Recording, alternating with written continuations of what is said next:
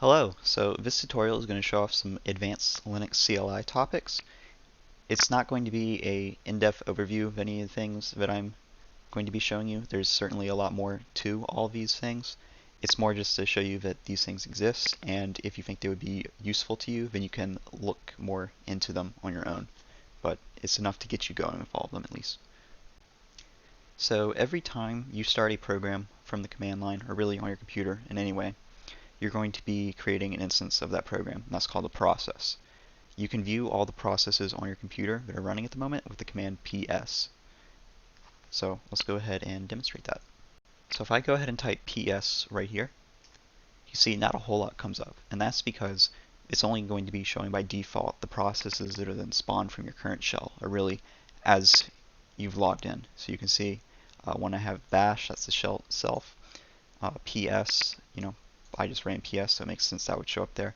And then these two right here are things that I'm connected to the NCSU EOS Linux system, so these are probably things that need to keep it going.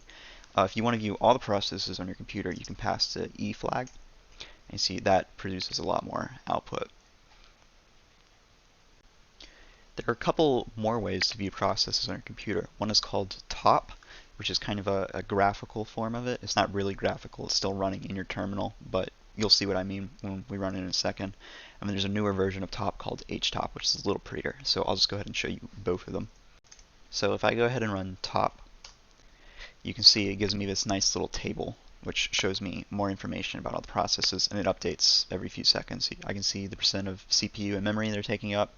I can see who spawned the process under this user. You can see most of these are root. We'll talk about root later. And it also gives me an overview of my system up here, like the total CPU usage and memory as well. There's probably going to come a time when you want to stop a process on your computer for one reason or another. There's a few different ways to do this. One, if the process is still attached to your shell, you can use Control-C. If it's not attached to your shell, you can use the kill command, and you'll give it the process ID for that. Let's go ahead and look at both of those. So I've created a Python script that's going to help us show off how to stop a currently running process. All it does is it takes a word and then a number to count to, and it counts to that number at a rate of 1 per second. So if I show it off real quick, pretty simple. So let's say if I do tell it to count up to 5 instead, if I do Control and C on my keyboard, you can see that stops it. Now that's cool if the process you want to work on or stop is attached to the terminal you're using, but if it's not, or it's not the active one, then Control-C isn't going to work. So I've got this command ready to go, and you may be confused as to what any of this means. We're going to talk about this later. For now, all you need to know is it basically means start the program in the background and don't show any of its output. So I've given myself 20 seconds to do all this. That should be enough time. So if I go ahead and start this, it just tells me when I do this the process's ID right here, this 30,168. So if I do this, kill 30,168, and if I do PSSE, I'm not seeing Python anymore, so I would assume, looks like we killed it, and it even says down here, terminated. So that's what happens when you kill a process. Now, both of these options, Control-C and kill, may not work all the time, particularly if the process has crashed or if it's stuck for one reason or another. Because what kill does, and Control-C in this case, it says you need to stop, but I'm going to give you time to wrap things up so you can get in kind of a safe state before you shut down. If the program's not working correctly, it may just ignore that, in which case you can pass -9 to kill. That's kind of like force quit on Mac or in process on Windows. It's just going to say your time is up, and it's going to forcibly end the process. So use that if kill or Control-C doesn't work. There's another command called kill all, in which case you can give the name of the program instead of the process ID, so that'll save you a step, but of course that's going to kill all the processes with a particular name. So if you have a lot of Python processes running under your username, and you type kill all Python, that's going to take all of them out at once. So be careful when you use that. So when we talk about managing processes running under the same login, we call them jobs. By default, your job is going to start in the foreground, meaning it's going to show you output, that the program generates, and it's also going to allow you to give input to it from the terminal. There's a few ways that you can change this behavior. You can pause a job with Control Z, which is not going to stop it, but it is going to put a hold on the process. It's going to keep it from running until you start it again, but it'll pick up back where it left off. If you type BG for background, it's going to background the job, which means it'll still show you output as it comes up, but you can continue to use your terminal. If you type FG, that'll bring the job back into the foreground, and then you can give it input again. So we can go ahead and look at all of this. So I'm going to use this Python script again to show this off. If I go ahead and run it, and if I just do Control Z, you can see it says it's stopped and gives the command that it's actually talking about.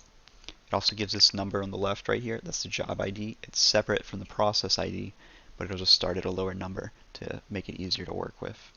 So if I go ahead and do BG, it's going to still show output from it, but you can see if I type PS, I can still use commands while this is going on. I'll just wait for this to finish. So then once it's finished, if next time you press enter, you'll get a little notification saying that the job finished. Another thing that I can do, if I run this command again, and I stop it, I background it. Again, I can't give it any input, so I can't do Control C on it, but if I type foreground, then it'll bring it back into the foreground, and now I can do it.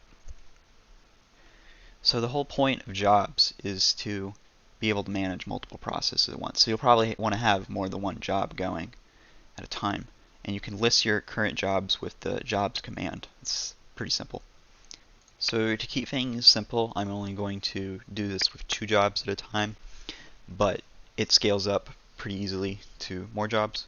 So I'm going to be using the same command from before, but you'll see that I've increased the count to 60, so we'll have a full minute of this program. And we want plenty of time to show it off, so I'll go ahead and start this. I will stop it with Control Z. And in that time, I'm going to go ahead and start a new one. So I'll call this job 2. I will stop that one, and I'll go ahead and list all my jobs, which is the jobs command. And you can see got both 1 and 2. And the only difference between them you can see is their ID, so job 1 and job 2. You'll see this plus right here, that's your default job. And that means that if I just use BG and FG by themselves, it's going to operate on that one, but I can specify a specific one by just passing the job number. So I do BG1, you'll see job 1 is started. Now if I do BG2, you can see both of them started, and I'll get output from both of them.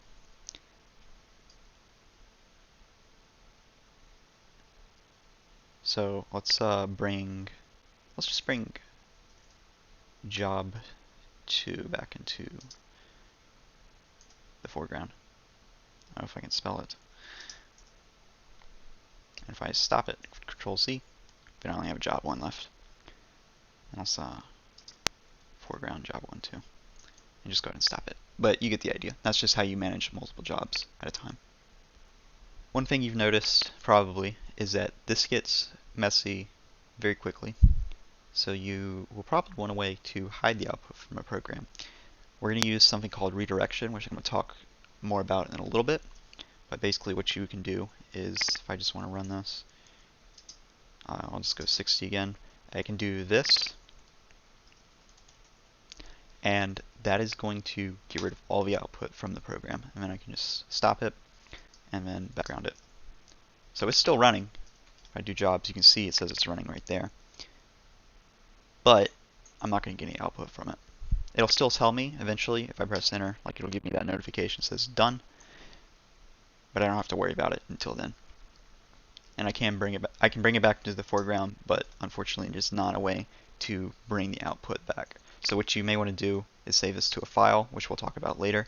/dev/null just means get rid of all of this. It's like a fake output device. It discards anything that's written to it. Another thing you can do is if you want to start a program in the background from the get-go, you can just append an ampersand to the end of it. Just like that. And you can see it's still, if I do PS, I can still use my terminal. And then I'll stop it right there. And that's how you use jobs. I talked about redirection a little bit when showing off jobs, but what is it exactly? Redirection just takes the output or the input of a program and it redirects it to a file. So this is something that's best demonstrated. So we'll use the Python script again. Let's bring it back up. I'm just going to give it a short count this time. So if I run this, you can see it's going to print out some information as it runs. If I want to save this to a file, I can just say, like the little arrowhead, and I'll say output.txt. And it's still going to run. After 3 seconds, it should come back. And you see I have output.txt now, and if I cat it, then it was the same output as if I were to run it normally. Another thing you can do is you can append to a file that already exists. So if I run this command again, but I change it to double arrowheads, I run it, just wait a little bit. If I cat output again, you can see there's 2 here because this is the output from the first one and then the second run appended to the file. Now, if I just run this again with this, it's going to overwrite output.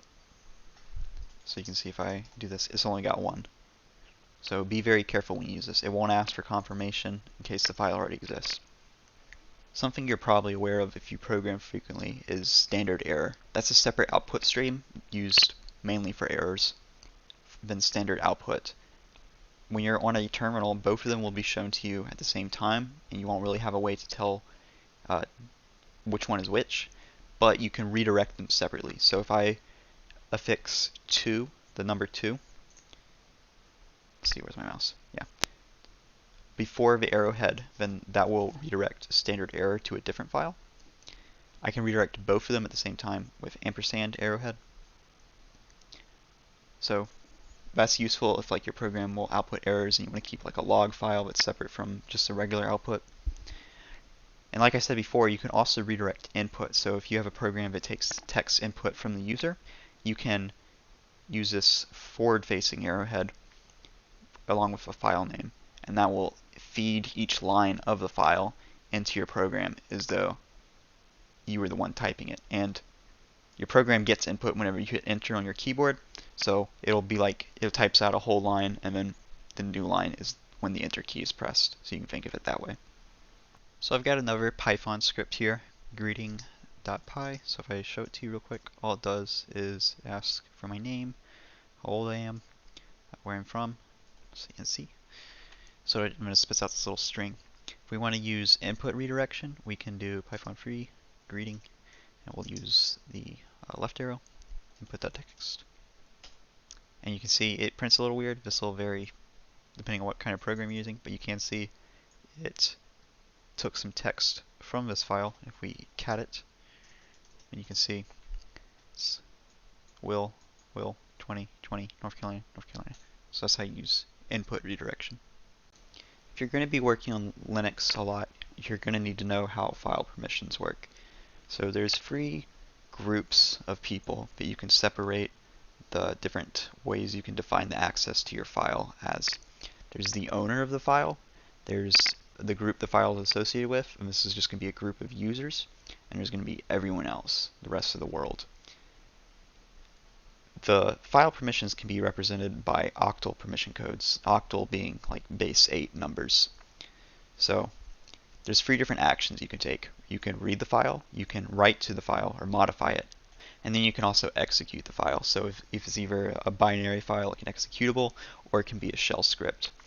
And you basically add these values up to get the octal code. So read has a value of 4, write has a value of 2, and then execute has a value of 1. So one valid octal code for a file could be 640, and that means that the owner can read and write because it's 4 plus 2, that's 6. Anyone else in the group can read because that's just 4, and then if you're not in the group or you're not the owner, you can't do anything to the file.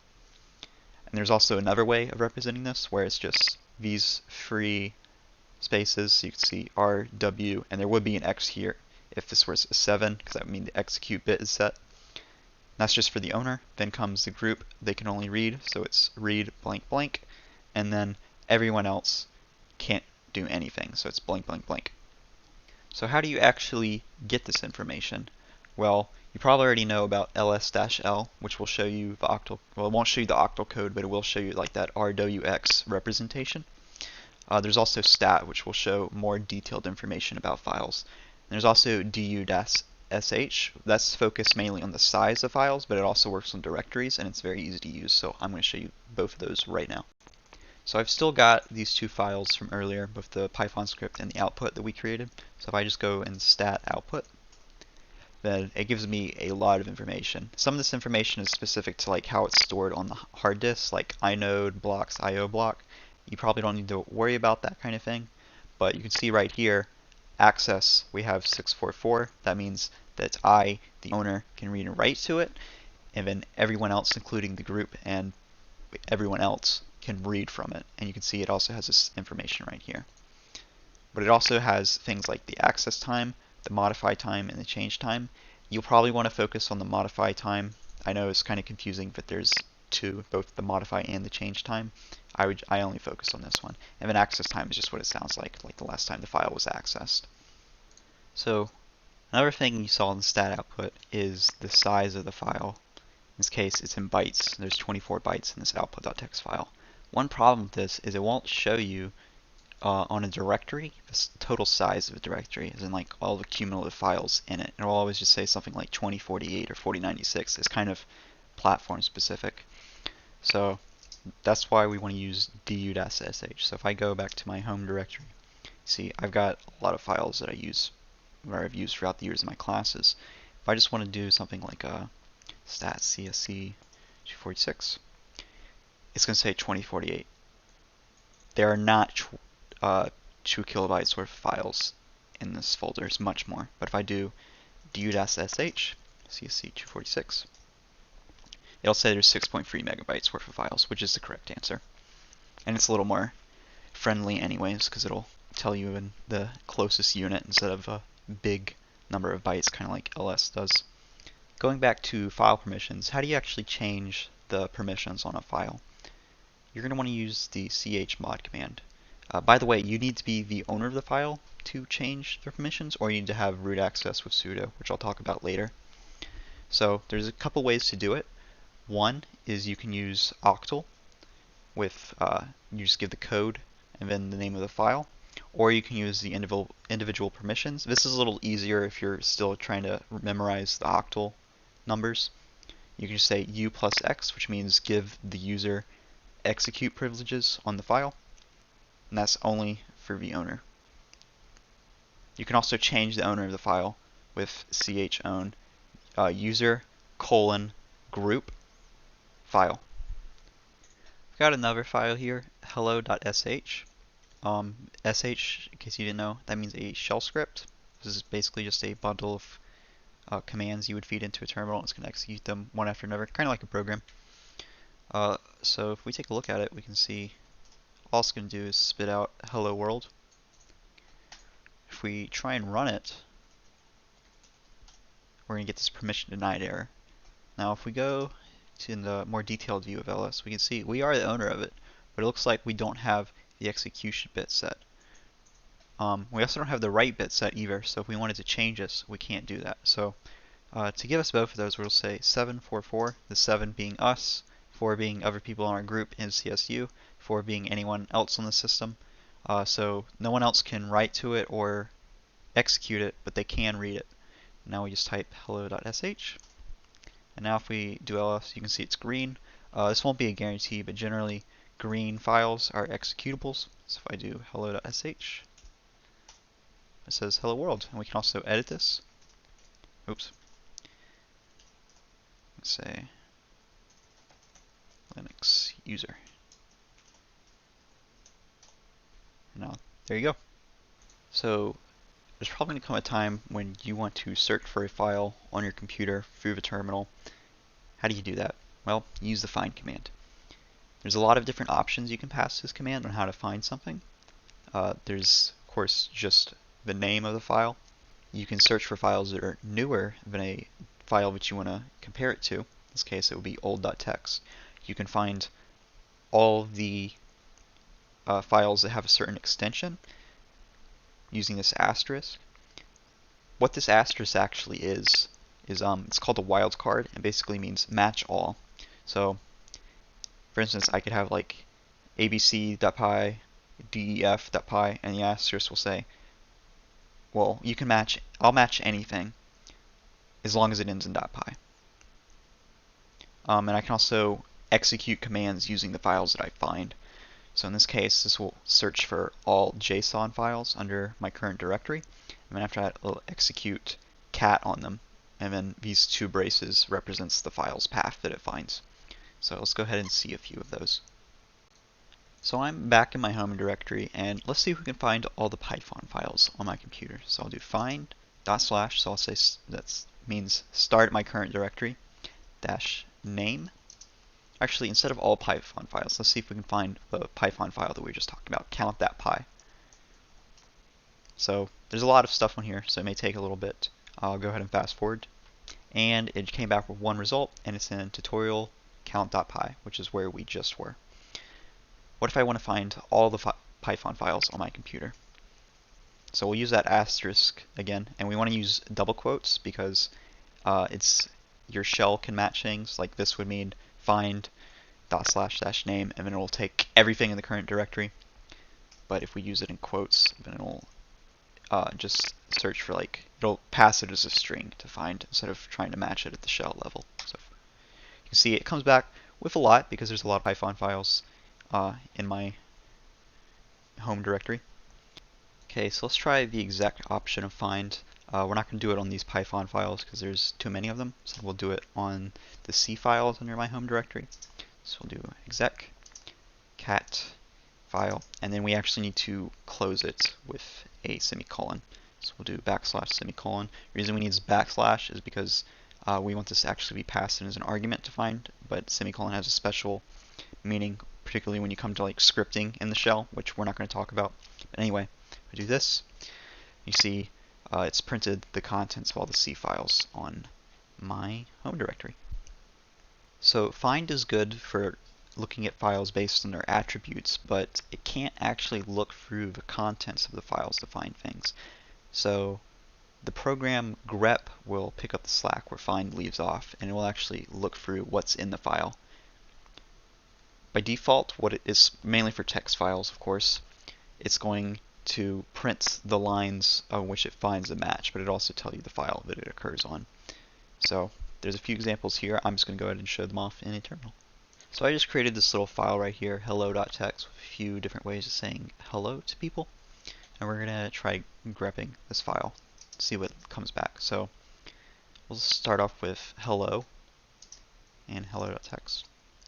You can see it prints all the lines with the highlighted phrase in question where it occurs. So you can see the word hello with only lowercase h. We only have one match for that. If I want to ignore case, I can pass the -i option. Now it prints all words in which hello occurs, regardless of how they're cased. If you have done a lot of programming, you may have worked with something called regular expressions, which is a much more complicated way of generating patterns and matching to them. grep supports those. You'll want to use egrep, which stands for extended grep. And we'll say all lines that starts with the word hello. So this caret right here means the start of the line. And you can see that only matches this one right here, because that's the only one that starts with hello. And there's a lot you can do with grep. Check out its man page to see everything you can do with it. It's a very powerful utility, and there's just too much to show right now. So there are two utilities on most Linux systems that will let you process text more. One is called sed, which stands for Stream Editor. It edits text as it's fed into the program, and it just outputs the standard output. It's one thing you can do with it that's pretty common is you can replace occurrences of a phrase with another phrase. We'll show that in a second. Another one is called awk. This one is super powerful. It's basically, well, it's not basically, it is its own programming language, and there's way too much to talk about to even show just a fraction of what it's capable of in a tutorial this size, or what it's at least for this audience. But if it seems of use to you, definitely check it out more. It's usually used to work on tabular data. So let's just go ahead and take a look at both of those. So we'll start with sed. We still have our hello file, so if I cat that again, you can see it looks like this. If I do sed-e, let's say we want to replace all occurrences of hello with goodbye.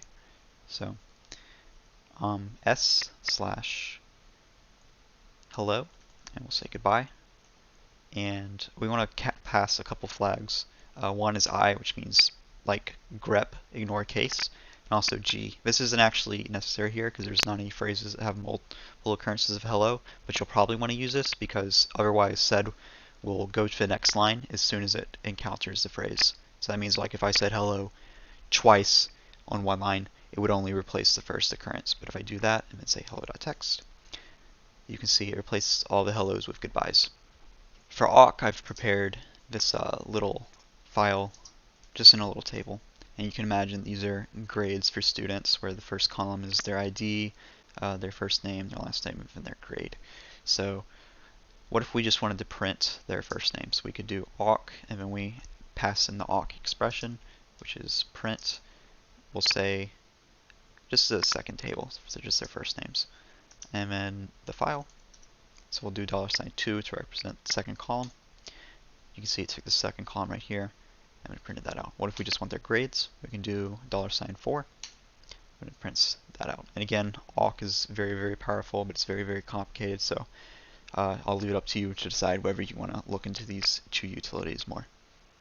In Unix shells, there's a very, very powerful technique called piping, which allows you to basically glue these smaller programs together and do one action using all of them. What it does is it's going to take the output of one program and then feed it into another program. So to demonstrate this, I've come up with this little example. It's going to first find all the JSON files with the find command. It's going to print out their contents with the cat command, and then in that output, it's going to look for all the lines that contain a password. So for this example, I have a couple of JSON files, a.json and b.json. I also have this text file, which we want to ignore if we take a look at all the JSON files. So this is A right here, where it's got some usernames and passwords for some boring info that we don't care about. And b.json just has usernames and passwords. So we want to write a little, not really a program, but a command that will look at all the JSON files. It's going to output all the passwords from them. So we're going to use find, cat, and grep. So first we'll start with find. So in the current directory, find all JSON files. We're going to pipe that into cat. We need to use something called xargs, which is going to take standard input and use it as a sort of command line parameter for cat, because what this find is actually going to input is just the file name. If we just pass it into cat, all it's going to do is just print that back out again, which we don't want. So instead, for each file name, it's going to run cat with that command line argument. So what this will really look like is, say it finds a.json, this will turn into cat a.json, which is what we want. And then we want to pass that into grep. And we're just going to do grep password. We don't need to worry about anything fancy because they're all lowercase. So if we do that, then it's going to print all of them out from up above. There are a few settings you can change on how your shell works when you log in. These are stored in a file under your home directory called .tcshrc. One thing you can do is set an alias for a command. This is kind of like a shortcut.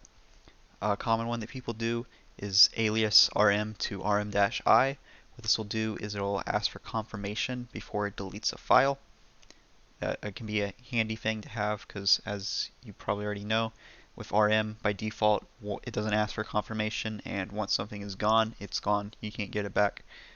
Another thing you may want to do is set some environment variables. These can be set for programs that you need to run, or one instance is your path. That's where your shell will look for executables when you type a command. So you could write your own programs, put them in a folder, and then add that folder to your path.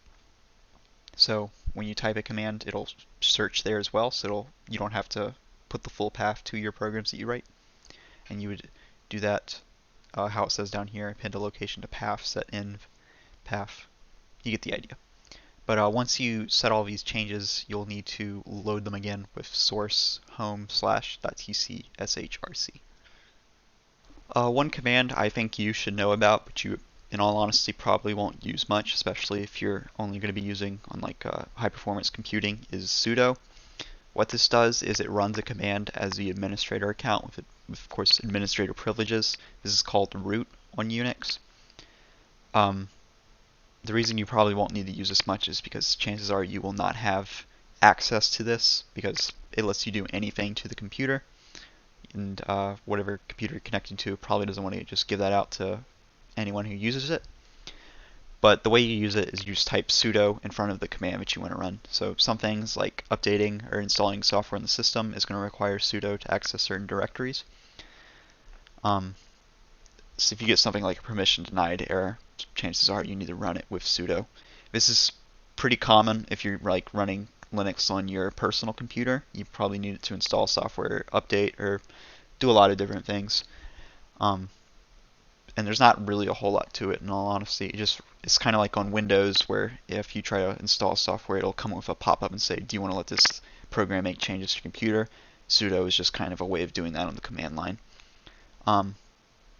Something that you may run into a lot is if you run a command, if it's a really long command and you get permission denied, you may not want to have to type it all out again. If you do sudo double exclamation point, that'll run your last command with sudo.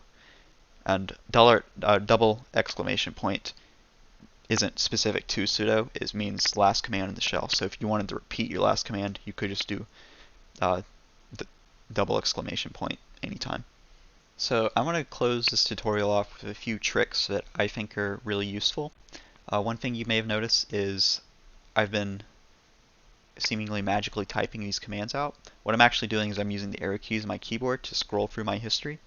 So you can see I have this big command right here. It's stored in my history. I don't have to type it out, I can just use the arrow keys to go back to it.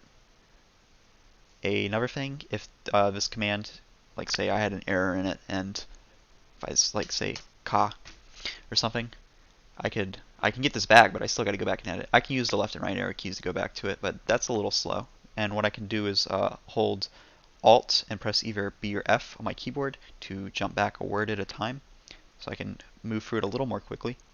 And I can correct this and do it again. The last thing I want to show, and I need to make sure that I have my editor environment variable set for this.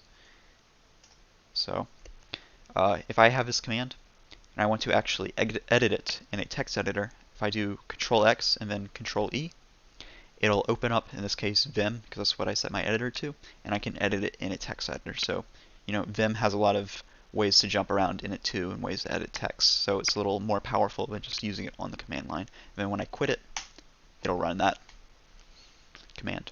So, that's it for this tutorial. I hope that you learned a lot and that you make use of the things that I showed off in this video. So, have a nice day.